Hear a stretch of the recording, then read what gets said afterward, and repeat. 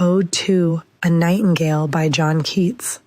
My heart aches and a drowsy numbness pains my sense, as though of hemlock I had drunk, or emptied some dull opiate to the drains 1 minute past, and lethe words had sunk.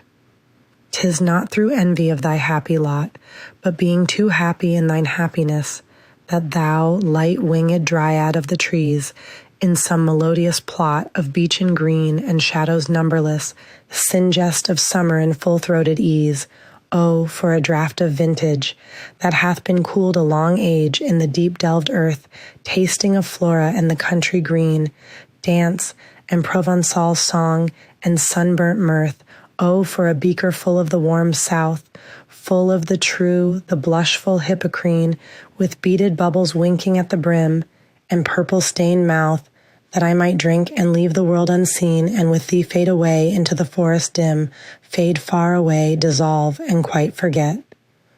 What thou among the leaves hast never known, the weariness, the fever, and the fret. Here, where men sit and hear each other groan, where palsy shakes a few sad, last gray hairs, where youth grows pale, and spectre thin, and dies, where but to think is to be full of sorrow, and leaden-eyed despairs, where beauty cannot keep her lustrous eyes, or new love pine at them beyond tomorrow. Away, away, for I will fly to thee, not charioted by Bacchus and his pards, but on the viewless wings of poesy, though the dull brain perplexes and retards, already with thee. Tender is the night, and haply the queen moon is on her throne, clustered around by all her starry fays, but here there is no light, save what from heaven is with the breezes blown through verdurous glooms and winding mossy ways. I cannot see what flowers are at my feet, nor what soft incense hangs upon the boughs, but in embalmed darkness, guess each sweet wherewith the seasonable month endows the grass, the thicket, and the fruit tree wild, white hawthorn, and the pastoral eglantine, fast fading violets covered up in leaves, and mid-May's eldest child, the coming musk rose, full of dewy wine, the murmurous haunt of flies on summer eves.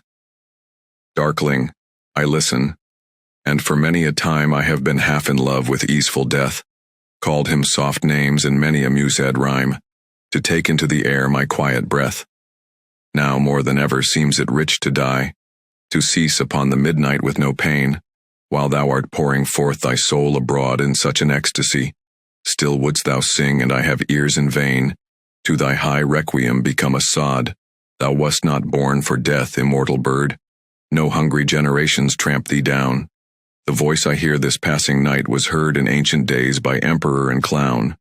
Perhaps the selfsame song that found a path through the sad heart of Ruth, when, sick for home, she stood in tears amid the alien corn, the same that oft times hath charmed magic casements opening on the foam of perilous seas in fairy lands forlorn. Forlorn, the very word is like a bell to toll me back from thee to my sole self. Adieu, the fancy cannot cheat so well as she is famed to do, deceiving elf. Adieu, adieu, thy plaintive anthem fades past the near meadows over the still stream, up the hillside, and now 'tis buried deep in the next valley glades. Was it a vision, or a waking dream? Fled is that music. Do I wake or sleep? John Keats, Ode to a Nightingale.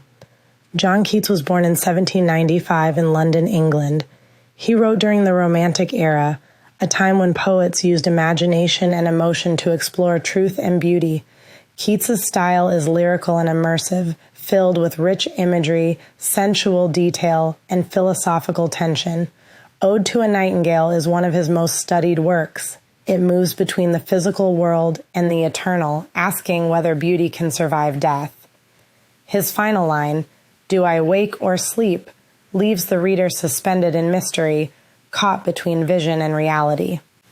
AI BARD Academy delivers academic recitations and interpretive videos for the classroom.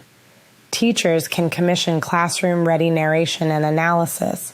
Students can submit their own written analysis, and AI BARD Academy will bring it to life as a narrated video. Academic content on demand.